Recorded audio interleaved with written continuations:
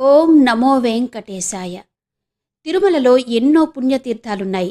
అందులో ప్రధానంగా చెప్పుకోవలసింది స్వామి పుష్కరిణి. శ్రీవారి ఆలయానికి ఉత్తరాన ఉంది స్వామి పుష్కరిణి.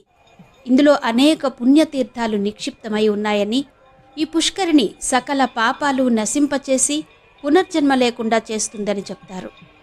శ్రీవారి పుష్కరిణిలో స్నానం, శ్రీ వెంకటేశ్వర స్వామివారి దర్శనం, విష్ణు సహస్రనామ పారాయణం మహా తపః ఫలితాన్నిస్తాయని వెంకటాచల మహత్యం చెబుతోంది. ఈ స్వామి పుష్కరిణిలో అనేకమైన పుణ్యతీర్థాలు నిక్షిప్తమై ఉన్నాయని చెప్తారు. అందులో ఒకటి సరస్వతి తీర్థం. మరి శ్రీవారి పుష్కరిణికి సరస్వతీ నదికి సంబంధం ఏంటి? పుష్కరిణి విషయంలో ఎన్నో పుణ్య కథనాలు, ఎన్నో మహిమాన్విత కథనాలు మనకు తెలుస్తున్నాయి. అందులో ఒకటి సరస్వతీ నదికి సంబంధించిన కథనం.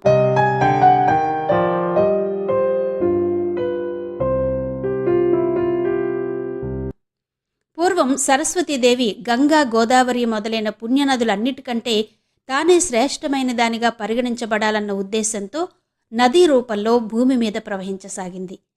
అప్పుడే పులస్త్య మహర్షి తపస్సు చేసుకోవడం కోసం సరైన స్థలం కోసం అన్వేషిస్తూ తిరిగి సరస్వతీ నదీ తీరానికి వచ్చాడు.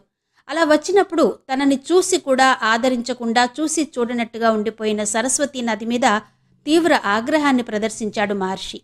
ఆగ్రహంతో రగిలిపోతూనే, నీవు భూమి మీద సర్వశ్రేష్టమైన నదీమ తల్లిగా వెలుగొందాలని భావించి వచ్చావు, కానీ ఎప్పటికైనా నీకు ఆ స్థాయి రాదు.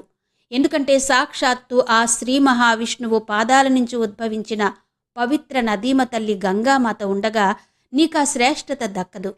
నువ్వు గంగానది తర్వాతే, గంగానదే శ్రేష్టమైన తీర్థరాజంగా వెలుగొందుతుంది. పైగా నీవు ఈ భూమి మీద అంతర్హితమైపోయే పరిస్థితి దాపురిస్తుంది అని శపించాడు. పులస్త్యుని శాపం విన్న సరస్వతీ నది, కోపతాపాలను జయించాల్సిన తాపసివి అయి ఉండి కూడా నీవు ఆవేశాన్ని, ఆగ్రహాన్ని అణచుకోలేక అనుచితంగా ప్రవర్తించావు. అందుకే నీ పుత్రులు తీవ్రమైన విష్ణుద్వేషంతో జీవించి చివరకు నశిస్తారు అని ప్రతిశాపమిచ్చిందట. జరిగిన తప్పిదాన్ని గుర్తించిన పులస్త్యునిలో ఆవేశం అణగిపోయి ఆవేదన పొడసూపింది. మునివంశమైన నా వంశం విష్ణుద్వేషంతో రగిలిపోయే పుత్రులతో కొనసాగితే అంతకంటే దుర్భరం ఉండదు. శాపాన్ని ఉపసంహరించు తల్లి అంటూ పరిపరి విధాల వేడుకున్నాడు. అతని దీనాలాపనలకు కరిగిపోయిన సరస్వతీ నదీమ తల్లి కనికరించి, నీ పుత్రులు విష్ణుద్వేషంతో చరించిన వారిలో చివరివాడు మాత్రం విష్ణు భక్తుడిగా విరాజిల్లుతాడు అని శాపాన్ని కొద్దిగా సడలించిందట. అనంతరం ఈ భూమిలో సర్వశ్రేష్టమైన తీర్థరాజంగా వెలుగొందాలన్న కోరికతో శ్రీ మహావిష్ణువును గూర్చి తీవ్రమైన తపస్సును మొదలుపెట్టింది. ఆమె తపస్సుకు మెచ్చిన విష్ణుమూర్తి ప్రత్యక్షమై, నీ కోరిక ఏంటో తెలపమన్నాడు. తన మనసులోని కోరికను బయటపెట్టింది సరస్వతీమాత. దానికి శ్రీ మహావిష్ణువు, పులస్త్య మహర్షి శాపం జరగక తప్పదు, అందుకే నది రూపంలో నీకు ఆ శ్రేష్టత లభించదు, కానీ పరమ పవిత్రమైన శేషాచలం కొండల మీద పుష్కరిణిగా పరమ పవిత్రమైన తీర్థంగా వెలుగొందుతావు.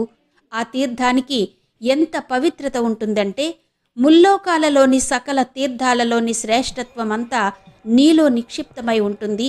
లోకంలోని నదులన్నీ కూడా పాపజనుల నదీ స్నానాల కారణంగా తమకు సంక్రమించిన దోషాన్ని పరిహరించుకోవడానికి సంవత్సరంలో ఒక్కసారి నీ సన్నిధికి వచ్చి నీలో మునిగి తమ దోషాలన్నీ పరిహరించుకుంటాయి. అంతేకాకుండా కలియుగంలో నేను కూడా శ్రీ వెంకటేశ్వరునిగా అక్కడే కొలువుంటాను అని వరమిచ్చాడట.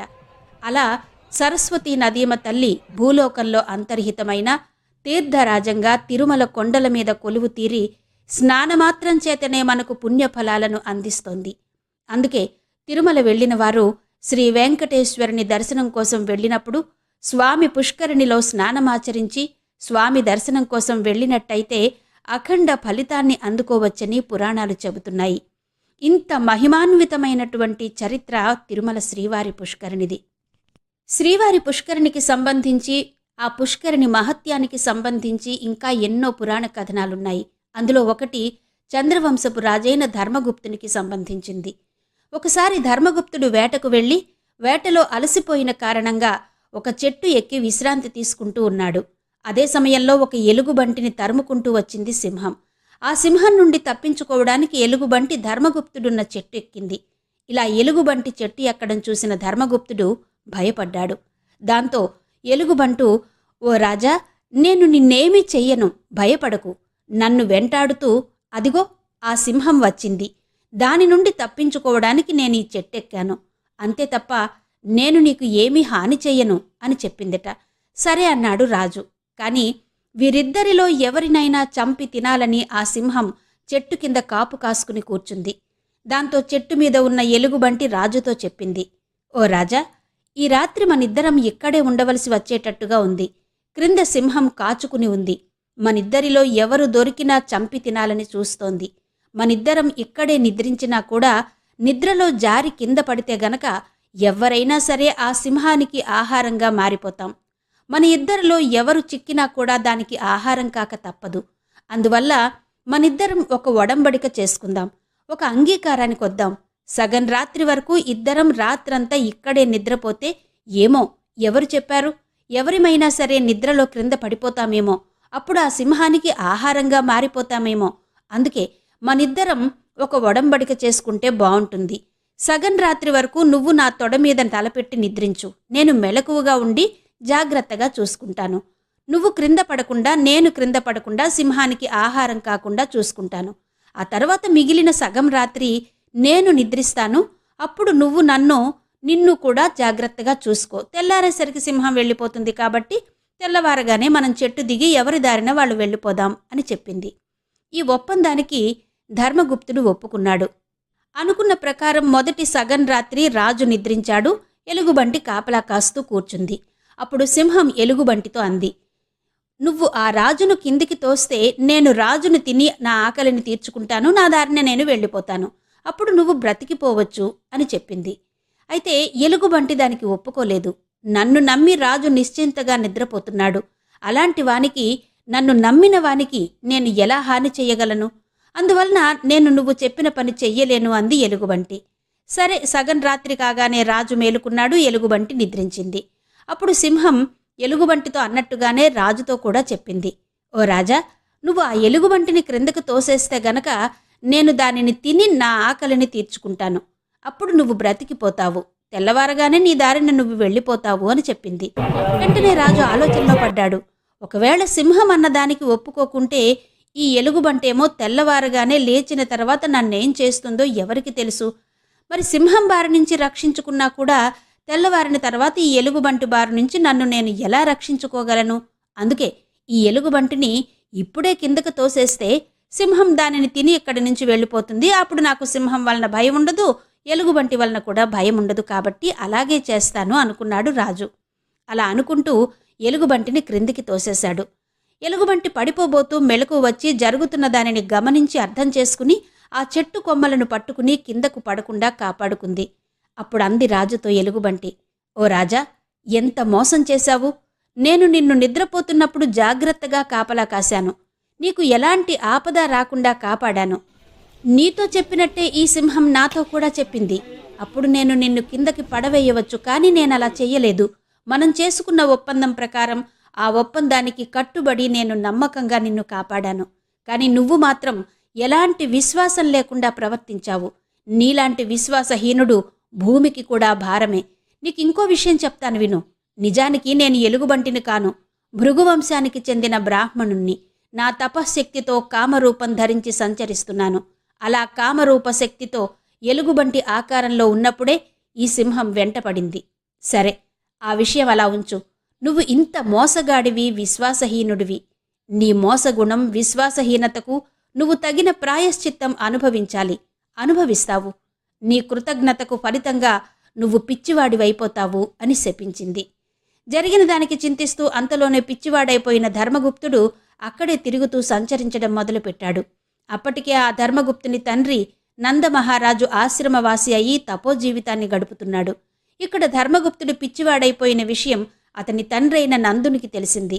దాంతో జరిగిన దానికి చాలా చింతించాడు, బాధపడ్డాడు. ఆ నందమహారాజు జైమిని మహర్షిని చేరుకుని తన కుమారుని పరిస్థితిని, దీనత్వాన్ని వివరించి కొడుకును పిచ్చితనం నుండి కాపాడమని వేడుకున్నాడు. జరిగిన విషయాన్ని తన దివ్య దృష్టితో తెలుసుకున్నాడు జైమిని మహర్షి. నందా, నీ కుమారుడు విశ్వాసహీనుడిగా, మోసగాడిగా, కృతజ్ఞుడిగా ప్రవర్తించాడు. దాని యొక్క ఫలితమే ఇప్పుడు అతడున్న స్థితి. దానిని పోగొట్టుకోవాలంటే ఒకటే మార్గం. శేషాచలంలో చంద్ర పుష్కరిణి తీర్థం ఉంది. ముల్లోకాలలోని సర్వతీర్థాలు ఆ పుష్కరిణిలో కలుస్తాయి. ఆ పుణ్యతీర్థాలన్నిటిలోనూ స్నానమాచరించిన ఫలితం ఒక్క పుష్కరిణిలో స్నానం చేస్తేనే కలుగుతుంది.